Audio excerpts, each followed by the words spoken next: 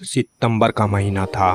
काली अंधेरी रात थी। धीरे धीरे से हवा की ठंडी लहरें आ रही थी।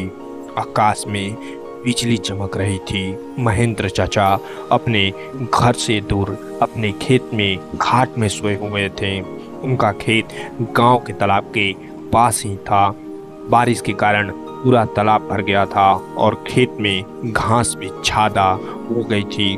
उसके कारण अंधेरे में यह सब ज्यादा डरावना लग रहा था। उस तालाब के किनारे आम के 6-7 बड़े बड़े पेड़ भी थे। आम के पेड़ के डालियों की आवाज भी काफी डरावनी लगती थी।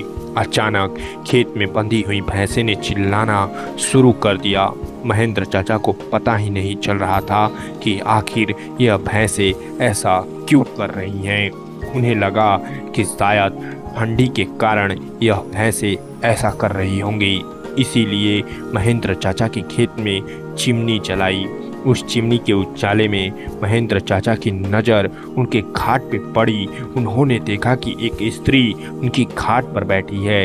यह देखकर उनका शरीर डर के मारे कांपने लगा। उसी वक्त आकाश में बिजली का तेज झटका हुआ। वैसे तो महेंद्र चाचा बहादुर थे, लेकिन आज उन्हें भी थोड़ा डर लग रहा था। उसी वक्त काका ने आग में सूखी घास डाली और आग को ज्यादा बढ़ाया। इसकी वजह से वो औरत ठीक से दिखाई दे रही थी। महेंद्र चाचा ने तापने के साथ बैठे बैठे ही बूम लगाई, कौन है? पर सामने से कोई प्रतिक्रिया नहीं मिली। इसीलिए काका अचंभित रह गए। उनकी समझ में कुछ नहीं आया। काका खड़े हो गए। इसीलिए महेंद्र काका ने सोचा कि अब डरने से कुछ नहीं होगा, मुझे हिम्मत से काम लेना पड़ेगा, क्योंकि जो डर गया वो समझो मर गया। चाचा ने एक बड़ी लकड़ी हाथ में ले ली और बोले, कौन हो तुम?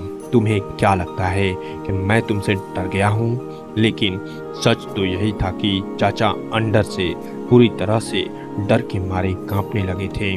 चाचा का यह गुस्से वाला रूप देखकर वो स्त्री खड़ी हो गई और जोर से बोली, क्या तुम मुझसे नहीं डरते? चाचा ने हिम्मत की और बोले, यहाँ से चली जाओ, वरना यह लाठी से मार मार के तेरा सर फोड़ दूंगा। इतना ही बोलता महेंद्र चाचा ने लाठी उठाई और उसी वक्त उस औरत ने आवाज उठाई, अब तुम मुझे मेरे ही घर से बाहर निकालेगा? यहाँ पर तो मेरा बचपन गुजरा है, यह मेरा ही घर है, मैं यहाँ सालों से रह रही हूँ। यह सुनकर चाचा का डर और गुस्सा दोनों ही शांत हो गया। उन्हें लग रहा था कि मेरे सामने जो औरत खड़ी है उसे मैं जानता हूँ। उसकी आवाज भी जानी पहचानी लग रही थी। चाचा सोचने लगे कि आखिर यह औरत है कौन? अगर मैं इस औरत को जानता हूँ तो आखिर यह इतनी भयानक और विकराल रूप में क्यों है? अचानक, अरे यह तो ज्योति है, मेरी बड़ी बहन। बचपन में मैं और ज्योति साथ में ही खेत में चारे काटने का काम किया करते थे। अब महेंद्र चाचा को पूरी बात समझ में आ गई। यह ज्योति के बचपन की बात है। जब ज्योति 14 साल की थी, तब इसी खेत में गांव के कुछ बच्चे के साथ खेल रही थी। दूसरे बच्चे की तरह ज्योति भी पेड़ पर चढ़कर एक डाल से दूसरे डाल पर छलांग लगा रही थी। अचानक ज्योति जिस डाल पर बैठी थी वह डाल टूट गई और ज्योति मुंह के बल नीचे गिर गई। यह देखकर सारे बच्चे डर के मारे चिल्लाने लगे।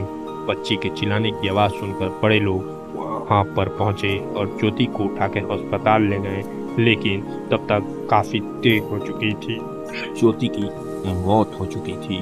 महेंद्र चाचा को ये सारी बातें याद आ गई और वह सीधा ज्योति के पास जाके रोने लगे। जब यह बात गांव वालों को पता चली तो सारे गांव वाले चौंक उठे। वास्तव में वह ज्योति ही थी। गांव के एक बड़े बुजुर्ग ने कहा कि जब ज्योति मौत हुई थी तब वो एक बच्ची थी, इसीलिए उसे बालक समझ के उसे दफनाया गया था, लेकिन वास्तव में उसका अंतिम संस्कार करने की जरूरत थी। इसीलिए ज्योति की आत्मा आज तक भटक रही है। महेंद्र चाचा ने तुरंत ही ज्योति को जहां दफनाया गया था वहां से उसे निकाला। किसी की हिम्मत नहीं हो रही थी कि उसे कोई उसके पास भी जा सके। उसी वक्त ज्योति की आत्मा ने गांव वालों के सामने आके कहा कि हाँ, आपकी बात सही है, मैं मर चुकी हूँ। आप लोगों को मुझसे डरने की ज़रूरत नहीं है। मैं भी इसी गांव की बेटी हूँ, लेकिन मैं आज दिन तक भटक रही हूँ। मुझे मुक्ति दीजिए।